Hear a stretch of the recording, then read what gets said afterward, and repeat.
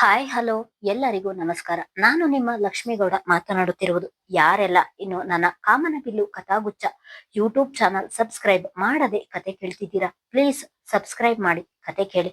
ಹಾಗೆ ನನ್ನ ಕತೆ ನಿಮ್ಮೆಲ್ಲರಿಗೂ ಇಷ್ಟ ಆದ್ರೆ ಕಮೆಂಟ್ ಮಾಡಿ, ಶೇರ್ ಮಾಡಿ. ಜಾನಕಿರಾಮ ಕಥೆಯ ಮುಂದುವರೆದ ಸಂಚಿಕೆ.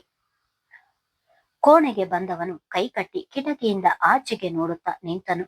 ಅವನ ದೇಹ ಮಾತ್ರ ಇಲ್ಲಿದ್ದರೆ ಮನಸ್ಸು ಇನ್ನೆಲ್ಲೋ ಇತ್ತು. ಅದೇ ಯೋಚನೆಯಲ್ಲಿ ನಿಂತಿದ್ದವನ ಭುಜದ ಮೇಲೆ ಕೈ ಇಟ್ಟವಳು ಅರ್ಜುನ್ ಎಂದಿದ್ದಳು. ಅವಳ ಮಾತಿಗೆ ಅವಳೆಡೆಗೆ ತಿರುಗದೆ ಹೇಳು ಎಂದನು. ಅರ್ಜುನ್, ಅಮ್ಮ ತುಂಬಾ ಖುಷಿಯಿಂದ ಮದುವೆಯ ದಿನವನ್ನು ಗೊತ್ತು ಮಾಡಲು ಬಂದಿದ್ದರು. ಆದ್ರೆ ನಿನ್ನ ಮಾತಿನಿಂದ ಅವರಿಗೆಲ್ಲ ಬೇಸರವಾಯಿತು ಎಂದಳು. ಇಲ್ಲ, ಈಗ ನನಗೆ ಮದುವೆಯಾಗಲು ಮನಸ್ಸಿಲ್ಲ. ಹಾಗಾಗಿ 3 ತಿಂಗಳ ನಂತರ ಮದುವೆಯಾಗೋಣ ಎಂದನು. ಅರ್ಜುನ್, ನಾನೊಬ್ಬಳು ಹುಚ್ಚಿ. ನೀನು ನಿಜವಾಗಿಯೂ ನನ್ನನ್ನು ಪ್ರೀತಿಸಿ ಮದುವೆಯಾಗಲು ಒಪ್ಪಿಗೆ ನೀಡಿದ್ದೀಯಾ ಎಂದು ತಿಳಿದಿದ್ದೆ. ಆದರೆ ನಿನ್ನ ಈ ನಡವಳಿಕೆಯಿಂದ ನೀನು ನನ್ನ ಬಲವಂತಕ್ಕೆ ಮದುವೆಗೆ ಒಪ್ಪಿಗೆ ನೀಡಿದ್ದೀಯಾ ಎಂದು ತಿಳಿಯುತ್ತಿದೆ. ಪ್ರೀತಿ ತಾನಾಗಿಯೇ ಹುಟ್ಟಬೇಕು, ಬಲವಂತದಿಂದ ಹುಟ್ಟಬಾರದು. ನಿನಗೆ ಈ ಮದುವೆ ಇಷ್ಟ ಇಲ್ಲ ಎಂದರೆ ನೇರವಾಗಿ ಹೇಳಿಬಿಡು. ನಾನು ಇನ್ನೆಂದಿಗೂ ಇದರ ಬಗ್ಗೆ ನಿನ್ನ ಜೊತೆ ಮಾತನಾಡುವುದಿಲ್ಲ. ನನ್ನನ್ನು ಮದುವೆಯಾಗು ಎಂದು ಬಲವಂತ ಕೂಡ ಮಾಡುವುದಿಲ್ಲ ಎಂದು ಆಗಲೇ ಕಣ್ಣಲ್ಲಿ ನೀರು ತುಂಬಿಕೊಂಡು ಹೇಳಿದಳು ನಯನ. ಅಯ್ಯೋ ಗಯ್ಯಾಳಿ, ಈ ಅಳು ಎಲ್ಲ ನಿನಗೆ ಸೂಟ್ ಆಗುವುದಿಲ್ಲ. ನನ್ನ ಯೋಚನೆಯೇ ಬೇರೆ. ನೀನು ಇನ್ನೊಂದು ಅರ್ಥದಲ್ಲಿ ತಿಳಿದುಕೊಳ್ಳುತ್ತಿದ್ದೀಯ. ನನಗೆ ಇಷ್ಟ ಇಲ್ಲ ಎಂದರೆ ಯಾವ ಕೆಲಸವನ್ನು ಮಾಡದವನು ಮದುವೆ ಒಂದೇ ಸಲ ಆಗುವುದು, ಅಂಥದ್ರಲ್ಲಿ ಇಷ್ಟ ಇಲ್ಲದ ಮದುವೆಯಾಗುತ್ತೇನಾ? ನೀನು ಎಂದರೆ ನನಗೆ ತುಂಬಾ ಇಷ್ಟ ಎಂದು ಅವಳ ಕಣ್ಣೀರು ಒರೆಸುತ್ತಲೇ ಹೇಳಿದ. ಅವನ ಮಾತಿಗೆ ಖುಷಿಯಾದವಳು, ಹಾಗಾದ್ರೆ ಈಗಲೇ ಯಾಕೆ ಮದುವೆ ಬೇಡ ಎನ್ನುತ್ತಿದ್ದೀಯ ಎಂದು ಪಿಳಿ ಪಿಳಿ ಕಣ್ಣು ಬಿಡುತ್ತಲೇ ಹೇಳಿದಳು.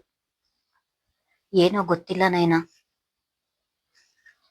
ಜಾನಕಿ ಆ ಮನೆಯಲ್ಲಿ ಖುಷಿಯಾಗಿಲ್ಲ ಎಂದು ನನ್ನ ಮನಸ್ಸಿಗೆ ಅನಿಸುತ್ತಿದೆ. ಎಷ್ಟೇ ಸಮಾಧಾನ ಮಾಡಿಕೊಂಡರೂ ಅವಳ ವಿಷಯದಲ್ಲಿ ಮಾತ್ರ ನನಗೆ ಸಮಾಧಾನವಾಗುತ್ತಿಲ್ಲ. ಮುಂದೆ ಅವಳು ಬಹುದೊಡ್ಡ ಸಮಸ್ಯೆಗಳನ್ನು ಎದುರಿಸುತ್ತಾಳೆ, ತುಂಬಾ ಕಷ್ಟ ಅನುಭವಿಸುತ್ತಾಳೆ ಎಂದು ನನ್ನ ಮನಸ್ಸು ಒತ್ತಿ ಹೇಳಿದಂತಿದೆ. ಇದೇ ಯೋಚನೆಯಲ್ಲಿರುವಾಗ ಮದುವೆಯ ಬಗ್ಗೆ ಕಾನ್ಸಂಟ್ರೇಟ್ ಮಾಡಲು ನನ್ನಿಂದ ಸಾಧ್ಯವಾಗುತ್ತಿಲ್ಲ. ಅದಕ್ಕೆ ಇನ್ನೊಂದು ಸ್ವಲ್ಪ ದಿನ ಬಿಟ್ಟು ಮದುವೆ ಆಗೋಣ ಎಂದು ಹೇಳಿದ್ದು ಎಂದನು. ಜಾನಕಿ ಯಾವತ್ತಾದ್ರೂ ನನಗೆ ಆ ಮನೆಯಲ್ಲಿರಲು ಕಷ್ಟವಾಗುತ್ತಿದೆ ಎಂದು ಹೇಳಿದ್ದಾಳ ಎಂದರೆ ಇಲ್ಲ ನಯನ. ಅವಳಿಗೆ ಆಗುವ ಯಾವ ನೋವುಗಳನ್ನು ಬಾಯಿ ಬಿಟ್ಟು ಹೇಳಿಕೊಳ್ಳುವುದಿಲ್ಲ. ಎಷ್ಟೇ ಕಷ್ಟ ಬಂದರೂ ಅವಳೊಬ್ಬಳೇ ನೋವು ಅನುಭವಿಸುತ್ತಾಳೆ. ಸ್ನೇಹಿತೆಯ ಗುಣದ ಬಗ್ಗೆ ಚೆನ್ನಾಗಿ ಅರಿತಿದ್ದಾನೆ ಅವನು. ಅರ್ಜುನ್, ಹೀಗೆ ಹೇಳುತ್ತೇನೆ ಎಂದು ತಪ್ಪಾಗಿ ತಿಳಿಯಬೇಡ.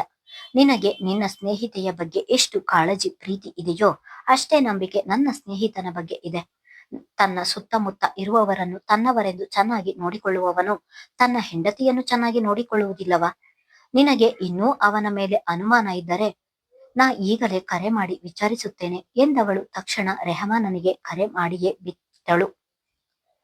ಹೇಳೆ ಕೋತಿ, ಮದುವೆ ಸೆಟ್ಟಾದ ಮೇಲೆ ಈ ಸ್ನೇಹಿತನನ್ನು ಮರೆತೇ ಬಿಟ್ಟಿದೀಯಾ ಎಂದು ನಗುತ್ತಾ ರೆಹಮಾನ್ ಹೇಳಿದರೆ ಅವನ ಮಾತಿಗೆ ಮುಖ ಬಿಗಿದುಕೊಂಡೆ ಅರ್ಜುನನ ಕಡೆ ನೋಡಿದರೆ ಆಗಲೇ ಅರ್ಜುನ್ ಮುಸಿ ಮುಸಿ ನಗುತ್ತಲಿದ್ದನು.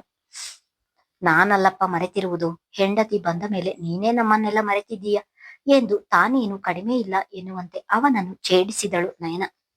ಅಮ್ಮ ತಾಯಿ, ನಿನ್ನನ್ನು ಮಾತಿನಲ್ಲಿ ಸೋಲಿಸಲು ಯಾರಿಂದಲೂ ಸಾಧ್ಯವಿಲ್ಲ. ಈಗ ಯಾಕೆ ಕರೆ ಮಾಡಿದೆ ಅದನ್ನು ಹೇಳು ಎಂದನು. ರೆಹಮಾನನ ಮಾತಿಗೆ ಅರ್ಜುನನಿಗೆ ಹುಬ್ಬು ಹಾರಿಸಿ ಮುಗುಳು ನಕ್ಕವಳು. ಜಾನಕಿ ಹೇಗಿದ್ದಾಳೆ ಎಂದು ಕೇಳಲು ಕರೆ ಮಾಡಿದೆ ಎಂದರೆ ಏನು, ಆಗಲೇ ನನ್ನನ್ನು ಮರೆತು ನನ್ನ ಹೆಂಡತಿಯ ಬಗ್ಗೆ ವಿಚಾರಿಸುತ್ತಿದೀಯಾ? ಆದ್ರೂ ಅವಳು ನನ್ನ ಹೆಂಡತಿಯೇ ತಾನೆ, ಹೋಗ್ಲಿ ಬಿಡು, ಅವಳು ಚೆನ್ನಾಗಿದ್ದಾಳೆ ಎಂದನು. ಅವಳು ತನ್ನ ಹೆಂಡತಿ ಎಂದು ಹೇಳಿಕೊಳ್ಳುವಾಗ ಅವನಿಗೆ ತಿಳಿಯದೆ ಮನದಲ್ಲಿ ಒಂದು ಗರ್ವ ಮೂಡಿತು. ಹಾಗಲ್ಲ ರೆಹಮಾನ್, ಆವತ್ತು ದೇವಸ್ಥಾನದಲ್ಲಿ ಜಾನಕಿಯನ್ನು ನೋಡಿದೆನಲ್ಲ, ಅವಳು ತುಂಬಾ ಸಣ್ಣ ಆಗಿದ್ದಾಳೆ ಎನಿಸಿತು. ನೀವಿಬ್ಬರು ಚೆನ್ನಾಗಿದ್ದೀರಾ ಅಂದ್ರೆ ನಿಮ್ಮಿಬ್ಬರ ದಾಂಪತ್ಯ ಎಂದು ಮಾತನ್ನು ಅಲ್ಲಿಗೆ ನಿಲ್ಲಿಸಿದಳು. ನಯನಾಳ ಮಾತು ಕೇಳಿದವನಿಗೆ ನಮ್ಮಿಬ್ಬರ ದಾಂಪತ್ಯ ಎಂದುಕೊಂಡವನ ಮಾತುಗಳು ಮೌನವಾದವು. ನಯನ, ನಾವಿಬ್ಬರು ತುಂಬಾ ಚೆನ್ನಾಗಿದ್ದೇವೆ. ಈಗ ನೀನು ಏನಿದ್ದರೂ ನಿನ್ನ ಮದುವೆಯ ಬಗ್ಗೆ ಮಾತ್ರ ಯೋಚಿಸು ಎಂದು ಹೇಳಿದವನು ತಕ್ಷಣಕ್ಕೆ ಕರೆ ತುಂಡರಿಸಿದ್ದನು. ರೆಹಮಾನನ ಮಾತು ಕೇಳಿದ ಅರ್ಜುನನ ಮನಸ್ಸು ನಿರಾಳವಾಯಿತು. ಒಡನೆ ಅವಳನ್ನು ತಬ್ಬಿ, ಥ್ಯಾಂಕ್ ಯು ನಯನ ಎಂದವನು. ನಯನ, ನಾನು ಪದೇ ಪದೇ ಜಾನಕಿ ವಿಷಯದಲ್ಲಿ ತಲೆ ಹಾಕುತ್ತೇನೆ, ಅವಳ ಬಗ್ಗೆ ಯಾವಾಗಲೂ ಯೋಚಿಸುತ್ತೇನೆ ಎಂದು ನಿನಗೆ ಬೇಸರ ಇಲ್ಲ ತಾನೆ ಎಂದು ಮನದಲ್ಲಿದ್ದ ಅನುಮಾನವನ್ನು ಹೊರಹಾಕಿದನು. ಎಲ್ಲಿ ನಯನ ತಮ್ಮಿಬ್ಬರ ಸ್ನೇಹವನ್ನು ತಪ್ಪಾಗಿ ತಿಳಿದುಕೊಳ್ಳುತ್ತಾಳೋ ಎನ್ನುವ ಭಯ ಅವನನ್ನು ಕಾಡುತ್ತಲಿತ್ತು. ಯಾಕೆ ಹೀಗೆಲ್ಲ ಮಾತನಾಡುತ್ತೀಯ ಅರ್ಜುನ್? ನಿಮ್ಮಿಬ್ಬರ ಸ್ನೇಹವನ್ನು ತಪ್ಪಾಗಿ ಅರ್ಥ ಮಾಡಿಕೊಳ್ಳುವಷ್ಟು ಕೆಟ್ಟವಳ ನಾನು? ನಾನು ನಿನ್ನ ಸ್ನೇಹವನ್ನು ಅನುಮಾನಿಸಿದರೆ ನೀನು ನನ್ನ ಸ್ನೇಹವನ್ನು ಕೂಡ ಅನುಮಾನಿಸುತ್ತೀಯ ಅಲ್ಲವಾ? ಪ್ರೀತಿಯಲ್ಲಿ ಮೊದಲು ಇರಬೇಕಾಗಿದ್ದೆ ನಂಬಿಕೆ. ಆ ನಂಬಿಕೆ ನಿನ್ನ ಮೇಲೆ ನನಗಿದೆ. ನಿನ್ನ ಮಾತು, ಜಾನಕಿಯ ಸ್ನೇಹ ಎಷ್ಟು ಪರಿಶುದ್ಧವಾಗಿದೆ ಎಂದು ನನಗೂ ಗೊತ್ತು. ಹಾಗೆಯೇ ನನ್ನ ಮತ್ತು ರೆಹಮಾನನ ಸ್ನೇಹ ಕೂಡ. ಹೀಗೆ ಬೇಡದ ವಿಚಾರಗಳನ್ನು ತಲೆಗೆ ಹಾಕಿಕೊಂಡು ಚಿಂತೆ ಮಾಡಬೇಡ ಎಂದವಳು. ಅರ್ಜುನ್, ನನ್ನದೊಂದು ವಿನಂತಿ ಇದೆ, ನಡೆಸಿಕೊಡ್ತೀಯಾ ಎಂದಳು. ಯಾವಾಗಲೂ ತಾಕೀತು ಮಾಡುತ್ತಿದ್ದವಳು ಇಂದು ಅವಳು ವಿನಂತಿಸುವ ರೀತಿ ನೋಡಿ ಅರ್ಜುನನಿಗೆ ಬಹಳವೇ ಸಂತೋಷವಾಗಿತ್ತು. ಅವಳ ಆ ಗುಣ ಅವನಿಗೆ ಬಹಳವೇ ಹಿಡಿಸಿತು. ಅದೇನು ಹೇಳು ನಯನ ಎಂದನು. ಇಷ್ಟು ವರ್ಷದಿಂದಲೂ ಮದುವೆಯಾಗು ಎಂದು ಅಮ್ಮ ಹೇಳಿದಾಗಲೆಲ್ಲ ಅವಳ ಮನಸ್ಸಿಗೆ ನೋವು ಮಾಡುತ್ತಲೇ ಬಂದಿದ್ದೇನೆ. ಮೊದಲ ಬಾರಿಗೆ ನಾನು ನಿನ್ನನ್ನು ಪ್ರೀತಿಸುತ್ತಿದ್ದೇನೆ ಎಂದು ಹೇಳಿದಾಗ ನನಗಿಂತಲೂ ಹೆಚ್ಚು ಖುಷಿ ಪಟ್ಟಿದ್ದೆ ನನ್ನ ಅಮ್ಮ. ಅಪ್ಪ ಹೋದಾಗಿನಿಂದಲೂ ಅವರ ಮುಖದಲ್ಲಿ ನಾನು ಈ ಖುಷಿಯನ್ನು ನೋಡಿರಲೇ ಇಲ್ಲ. ನಾನು ಬೇಗ ಮದುವೆಯಾಗುವುದರಿಂದ ಅಮ್ಮನ ಮುಖದಲ್ಲಿ ಆ ಖುಷಿ ಹಾಗೆ ಇರುತ್ತದೆ ಎಂದರೆ ಯಾಕೆ ನಾವು ಅಮ್ಮ ಹೇಳಿದ ಹಾಗೆ ಅವಳ ಇಷ್ಟದಂತೆ ಬೇಗ ಮದುವೆಯಾಗಬಾರದು? ಅಮ್ಮನಿಗೋಸ್ಕರ ಇದೊಂದು ಮಾತನ್ನು ನಡೆಸಿಕೊಡ್ತೀಯಾ ಎಂದಳು. ರೆಹಮಾನನ ಮಾತು ಕೇಳಿ ನನಗೂ ಕೂಡ ನಿರಾಳವಾಯಿತು ನಯನ. ಮನದಲ್ಲಿ ಇದ್ದ ಚಿಂತೆ ದೂರವಾದ ಮೇಲೆ ಇನ್ನೇಕೆ ಮದುವೆಯನ್ನು ಮುಂದಕ್ಕೆ ಹಾಕಲಿ? ಆಂಟಿಯ ಇಷ್ಟದಂತೆ ಅವರು ಗೊತ್ತು ಮಾಡಿದ ದಿನಾಂಕದಲ್ಲೇ ನಮ್ಮಿಬ್ಬರ ಮದುವೆಯಾಗಲಿ ಎಂದು ಅವನು ಕೂಡ ಖುಷಿಯಲ್ಲಿ ಹೇಳಿದನು. ಅರ್ಜುನನ ನಿರ್ಧಾರ ಕೇಳಿ ಮನೆಯವರೆಲ್ಲರೂ ಖುಷಿ ಪಟ್ಟಿದ್ದರು. ಮುಂದಿನ ತಿಂಗಳಲ್ಲಿ ಇಬ್ಬರ ಮದುವೆಯನ್ನು ನಿಶ್ಚಯ ಮಾಡಿದ್ದರು. ನಗ್ಮಾ ಅವರಿಲ್ಲದೆ ಆ ಮನೆಯಲ್ಲಿ ಸಮಯ ಕಳೆಯುವುದು ಜಾನಕಿಗೆ ತುಂಬಾ ಕಷ್ಟಕರವಾಗಿತ್ತು. ಫಾತಿಮಾ ಅವರ ಚುಚ್ಚು ಮಾತುಗಳು ಅವಳನ್ನು ಬಹುವಾಗಿ ನೋಯಿಸುತ್ತಿದ್ದವು. ಮಾಮ್ ಏನಾದರೂ ಮಾತನಾಡಿದರೆ ಅವರಿಗೆ ತಿರುಗಿ ಮಾತನಾಡಬೇಡ, ಇದು ನನ್ನ ರಿಕ್ವೆಸ್ಟ್ ಎಂದು ತಿಳಿದುಕೊ ಎಂದು ಹೇಳಿದ ಮಹಾನನ ಮಾತು ನೆನಪಾಗಿ ಏನು ಹೇಳದೆ ಸುಮ್ಮನಾಗುತ್ತಿದ್ದಳು. ನಗ್ಮಾ ಅವರ ಕೈ ರುಚಿಗೆ ಹೇಗೋ ಹೊಂದಿಕೊಂಡು ಹೆಚ್ಚು ಅಲ್ಲದಿದ್ದರೂ ಸ್ವಲ್ಪ ತಿನ್ನುತ್ತಿದ್ದವಳಿಗೆ ಈಗ ಫಾತಿಮಾ ಅವರೇ ಮಾಡಿದ ಅಡುಗೆ ತಿನ್ನುವುದು ಅಸಾಧ್ಯವಾದ ಕೆಲಸ ಆಗಿತ್ತು. ಅಲ್ಲದೆ ಅವಳಿಗೆ ಇಷ್ಟವಾದಂತಹ ಅಡಿಗೆ ಮಾಡಿ ತಿನ್ನುವ ಹಾಗೆಯೂ ಇರಲಿಲ್ಲ. ನಗ್ಮಾ ಅವರು ಹೋದಾಗಿನಿಂದ ಅನ್ನ, ಹಾಲು, ಮೊಸರು ಇದೇ ಅವಳ ದಿನನಿತ್ಯದ ಊಟವಾಗಿತ್ತು. ಹೀಗೆ 3 ಹೊತ್ತು ಸಪ್ಪೆ ಊಟವೇ ಅವಳ ಪಾಲಾಗಿತ್ತು. ರೆಹಮಾನ್ ಅವಳ ಊಟವನ್ನು ನೋಡಿ ನಿನಗೆ ಹೊರಗಿನಿಂದ ತಂದು ಕೊಡ್ತೀನಿ, ಊಟ ಮಾಡು ಎಂದರೂ ಅವನ ಮಾತನ್ನು ನಿರಾಕರಿಸಿ ಸಪ್ಪೆ ಊಟವನ್ನೇ ಮಾಡುತ್ತಿದ್ದಳು. ದಾನಿಯಾಳದ್ದು ದಿನೇ ದಿನೇ ಯುವನನ್ನು ಪ್ರೀತಿಸುವ ಹುಚ್ಚಾಟ ಹೆಚ್ಚುತ್ತಲೇ ಇತ್ತು. ಪ್ರೀತಿ ಕುರುಡು ಎನ್ನುವ ಹಾಗೆ ದಾನಿಯ ಆ ಯುವನನ್ನು ಅವನ ಕೆಟ್ಟ ಗುಣಗಳು ತಿಳಿಯದೆ ಕಣ್ಣು ಮುಚ್ಚಿ ನಂಬಿದ್ದಳು. ಆಗಲೇ ಅವನ ಮೋಸದ ಬಲೆಯಲ್ಲಿ ಸಿಕ್ಕಿ ಹಾಕಿಕೊಂಡಿದ್ದಳು. ಕೆಲವರು ಹೆಣ್ಣು ಮಕ್ಕಳನ್ನು ಪ್ರೀತಿ ಎಂದು ನಂಬಿಸಿ ಮೋಸ ಮಾಡಿದ್ದವನು ದಾನಿಯಾಳ ಹಿನ್ನೆಲೆಯನ್ನು ತಿಳಿದುಕೊಂಡು ಇನ್ನೊಂದು ಕೆಟ್ಟ ಯೋಜನೆಯನ್ನು ಮಾಡಿದ್ದನು.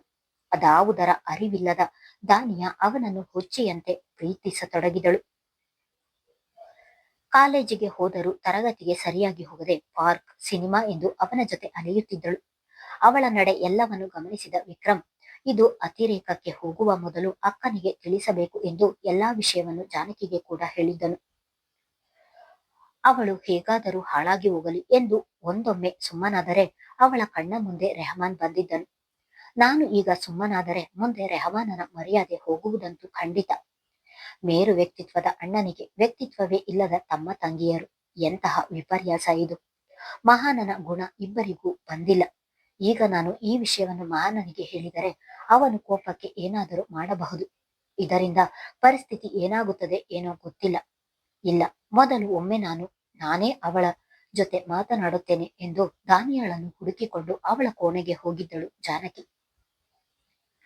ಮೊಬೈಲ್ನಲ್ಲಿ ಮೆಸೇಜ್ ನೋಡಿಕೊಂಡು ನಗುತ್ತಿದ್ದವಳಿಗೆ ಬಾಗಿಲು ಬಡಿದ ಸದ್ದಾದಾಗ ನಗುವನ್ನು ನಿಲ್ಲಿಸಿ ಬಂದು ಬಾಗಿಲು ತೆಗೆದವಳಿಗೆ ಅಲ್ಲಿ ಜಾನಕಿ ನಿಂತಿರುವುದನ್ನು ನೋಡಿ ಆಶ್ಚರ್ಯವಾಗಿತ್ತು. ನೀವ್ಯಾಕೆ ಇಲ್ಲಿಗೆ ಬಂದ್ರಿ ಎಂದಳು. ನಿನ್ನ ಜೊತೆ ಸ್ವಲ್ಪ ಮಾತನಾಡಬೇಕಿತ್ತು ಎಂದು ಹೇಳುತ್ತಲೇ ಒಳ ಬಂದಿದ್ದಳು. ನಿಮ್ಮ ಜೊತೆ ಮಾತನಾಡಲು ನನಗೆ ಇಷ್ಟ ಇಲ್ಲ ಎಂದಳು. ನಾನೇನು ಇಷ್ಟಪಟ್ಟು ನಿನ್ನ ಜೊತೆ ಹರಟೆ ಹೊಡೆಯಲು ಬಂದಿಲ್ಲ. ನಾನು ಆಡುವ ಮಾತನ್ನು 5 ನಿಮಿಷ ಮೌನವಾಗಿ ಕೇಳಿಸಿಕೊ ಎಂದಳು ಕೋಪದಲ್ಲಿಯೇ.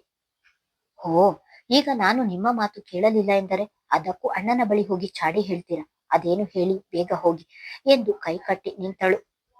ಯುವ ಯಾರು? ಜಾನಕಿಯು ಕೂಡ ಕೈಕಟ್ಟಿ ಗಂಭೀರವಾಗಿ ಕೇಳಿದಳು. ಯುವನ ಹೆಸರು ಕೇಳುತ್ತಿದ್ದ ಹಾಗೆ ಕಟ್ಟಿದ್ದ ಕೈ ಬಿಚ್ಚಿ ನಿಂತವಳಿಗೆ ಮುಖದ ಮೇಲೆ ಬೆವರ ಹನಿಗಳು ಮೂಡಿದವು. ಯಾಕೆ ಸುಮ್ಮನಾದೆ? ನಾನು ಕೇಳ್ತಿದ್ದೀನಲ್ಲ, ಯುವ ಯಾರು ಹೇಳು ಎಂದಳು. ನಮ್ಮ ಕಾಲೇಜಿನ ಸೀನಿಯರ್ ಎಂದಳು.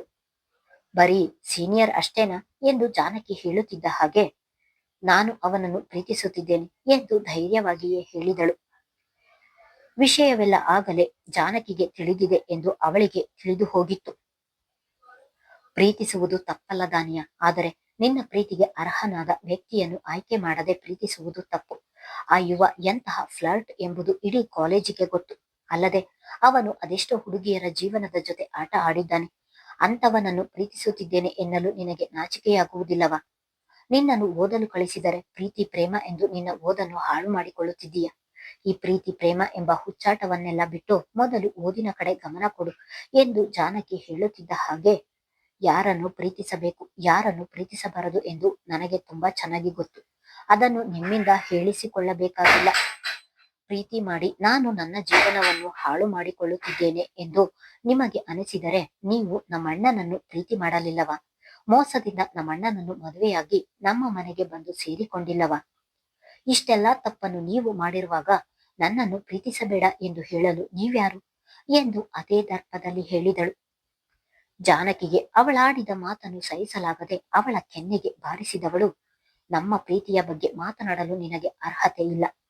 ನಮ್ಮ ಬಗ್ಗೆ ಏನು ಗೊತ್ತು ಎಂದು ಹಾಗೆ ಮಾತನಾಡ್ತಿದ್ದೀಯ? ನೀನು ಪ್ರೀತಿಸುತ್ತಿದ್ದೀಯಲ್ಲ, ಅವನು ನಿಮ್ಮಣ್ಣನ ಕಾಲಿನ ಉಗುರಿಗೂ ಸಮ ಇಲ್ಲ.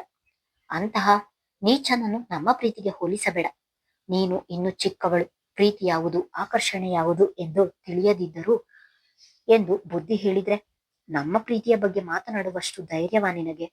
ಒಂದು ತಿಳಿದುಕೋ ದಾನಿಯ, ಹೆಣ್ಣಿನ ಜೀವನದ ಬಟ್ಟೆ ಇದ್ದ ಹಾಗೆ. ಬಟ್ಟೆ ಮುಳ್ಳಿನ ಮೇಲೆ ಬಿದ್ದರೂ, ಮುಳ್ಳು ಬಟ್ಟೆಯ ಮೇಲೆ ಬಿದ್ದರೂ ಹರಿಯುವುದು ನಿನ್ನ ಬಟ್ಟೆಯೇ. ನಾನು ಹೇಳಿದ್ದನ್ನು ಅರ್ಥ ಮಾಡಿಕೊಳ್ಳುವ ವಿವೇಚನೆ ನಿನಗೆ ಇದ್ದರೆ ಅವನಿಂದ ದೂರ ಉಳಿದು ನಿನ್ನ ಓದಿನ ಕಡೆ ಗಮನ ಕೊಡು. ಇಲ್ಲ, ನನಗೆ ಅವನೇ ಬೇಕು ಎಂದು ನೀನು ಹೇಳಿದರೆ ನಾವೇನು ಮಾಡಲಾಗುವುದಿಲ್ಲ. ನಿನ್ನ ಜೀವನ ಮೋರಾ ಬಟ್ಟೆಯಾಗುತ್ತದೆ ಅಷ್ಟೇ ಎಂದು ಹೇಳಿದವಳು ಬಿರುಸಾಗಿ ಅಲ್ಲಿಂದ ಹೊರಟಿದ್ದಳು. ದಾನಿಯ ಮಾತ್ರ ಜಾನಕಿ ಹೊಡೆದ ಹೊಡೆತಕ್ಕೆ ತತ್ತರಿಸಿದವಳು ಕೆನ್ನೆಯ ಮೇಲೆ ಕೈ ಇರಿಸಿ ಕೋಪದಲ್ಲಿಯೇ ಉರಿಯುತ್ತಾ ನಿಂತಳು. ಮುಂದುವರಿಯುವುದು. ಧನ್ಯವಾದಗಳು.